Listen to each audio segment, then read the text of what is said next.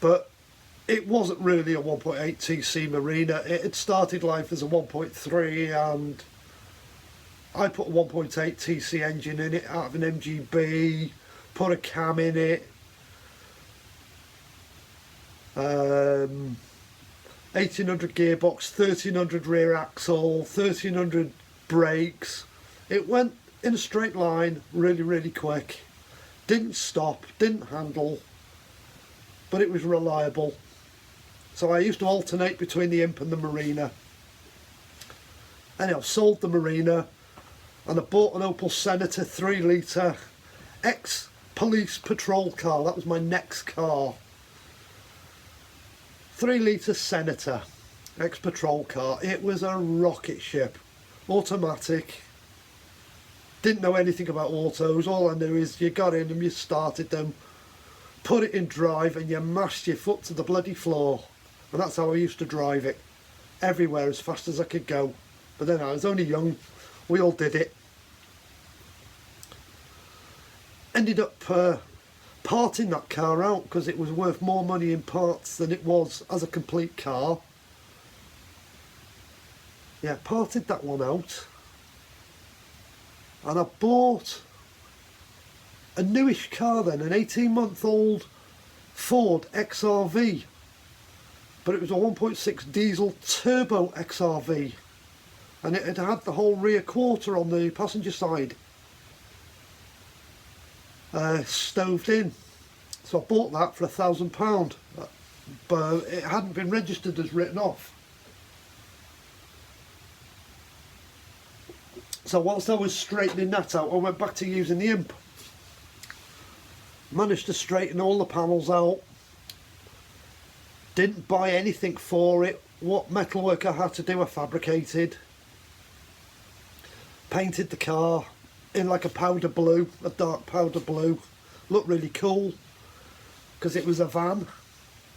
XR2 suspension, XR2 wheels, XR2 interior. And then I managed to track down some XR2 rear seats. So I put seats in the back of it so I could either use it as a van or a car, carry passengers in it. That was a cracking little van. Cracking engine, never ever gave me any grief except for what, maybe a set of glow plugs, I think, and one set of injectors. That's all it ever had. And I serviced that every 4,000 miles, timing belt every 10, and I put 500,000 miles on that engine. I had that little van for a long, long time. And I part-exed it for my first crazy car that I could afford. I part-exed it for a 10 valve 1985 Audi Quattro. Yeah, a Quattro. Loved that car. It was one of the best cars you could have in the day. It was an amazing car. Until I realised that I spent more time in a petrol station putting fuel in it than I did driving it. So I chopped that in, having had it for about 9 months, for a Saab 900 Turbo. So I'll go from one crazy turbo car to another crazy turbo car. But that would at least do 25 miles to the gallon, where I couldn't get the Quattro to even do 15. But the Saab was a nice car. Bland and boring, but safe and faster than people realise, because it was such a nice car. So I ran that, and I ran that into the ground. Totally ran it into the ground. Somewhere I've still got the turbo for it, the manifolds for it, the fuel injection system for it. Because what I did when I finished with it, I left it to the last day of the MOT knowing it was never going to pass another one, and I couldn't be arsed with it because I'd had my money's worth out of it. I drove it to the scrapyard late one night, and I pulled everything off that car that I could salvage outside of the breaker's yard. And I threw him in my mate's van and we just left it there. Put the keys in his letterbox with the paperwork, and that was the Saab gone. That was the end of the Saab. So what came after the Saab? Yes, I know what came after the Saab. An MG Maestro, but with the R series maxi engine in it, with the twin 40 Webers. And that was a surprisingly good car. It always started. It was quite economical if you drove it carefully. The brakes were a bit iffy on it, and so was the handling, but it sounded nice on the twin Webers, and it was a relatively nice car to drive. It was quite smooth. It was quite sophisticated, really. But that developed a strange misfire. I was going to work one day in it, and at the time I was working for a company called Edmunds Walker. They were a motor factors. People will remember them. Part of the Unipark group. I'd gone to work in the morning, and at the time I used to shoot home for dinner because I only lived 5 minutes away from where we worked. And I'd gone home for dinner, had my lunch. Me and my wife had some lunch together, and I was driving back, and I thought, bloody cars, blah, blah, blah, blah, what the hell is wrong with this? And then it's like, I can smell something. What the hell's that burning? That's an electrical smell. And I come around the corner on this little narrow country lane, and the car just cut out. I thought, turn the key, turned over, wouldn't fire up. But what the hell is that? I went to pop the bonnet, and I saw smoke drifting out from under the wheel arches. I thought, oh, bollocks. I've got a fire. I've got no fire extinguisher. I've got nothing with me. So I quickly got out the car, looked underneath, and it was burning. It was on fucking fire under the engine bay. I thought, I'm not opening the bonnet, that'll just make it worse. So I managed to get everything that was in the car that I owned, stereo, everything. I just ripped them out and I just threw them in the hedge. I couldn't get a mobile phone signal because of where I was. I left the car in the road, burning. And I ran down the road because I'd seen a farmer in the field. Farmer come over and he goes, what's all the smoke? I said, it's my car. He says, have you got a mobile phone? He goes, I'll ring the fire brigade. Anyhow, by the time the fire brigade got there, that car was gutted. It was destroyed. Because it took them so long to get there, and it was such a hard spot to get a fire engine. It was gutted.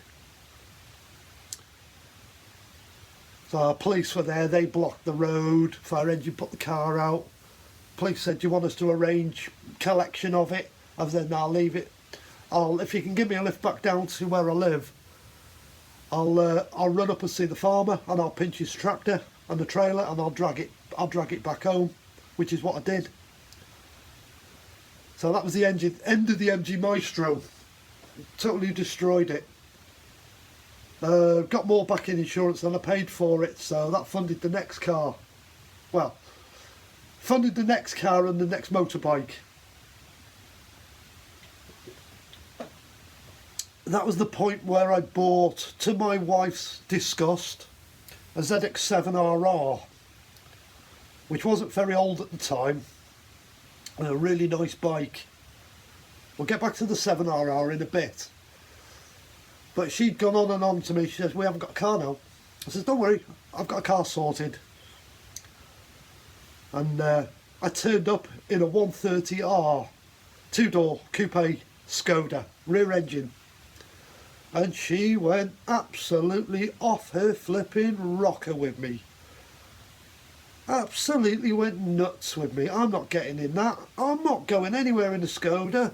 She heard all the stories. They're crap. They break down all the time. They're a load of rubbish.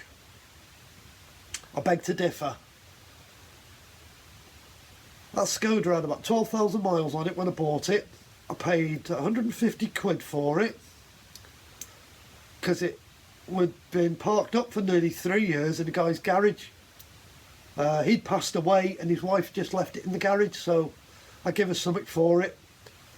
I put some fuel in it when I went to pick it up, fired up, I drove it home, passed its MOT after giving it a good check over, and it never once, ever, in all the time I had that car, and I had that a long time, never ever let me down. It was an absolutely brilliant car. Absolutely love that little Skoda.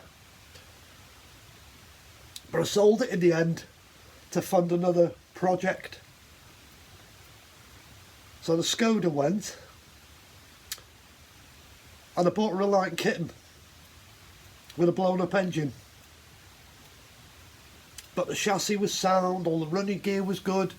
It had about 11 months MOT on it, but the engine was mullered. As I had a crazy idea. I had lying around in the garage a 1600 Ford Crossflow and a gearbox.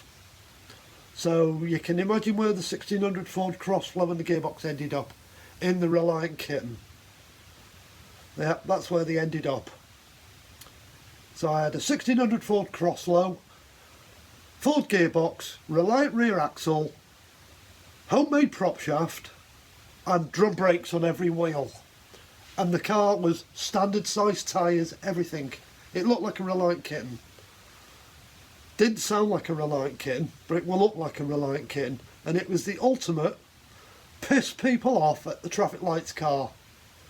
But don't go out in it in the wet. It was lethal. Absolutely lethal. But I sold that to a lad who used to do auto tests. And he's still got it with the engine and the gearbox. And it's an amazing little auto test car. But he's put discs on the front of it now and done loads of other mods, but he absolutely loves it and he wins a lot of events in it.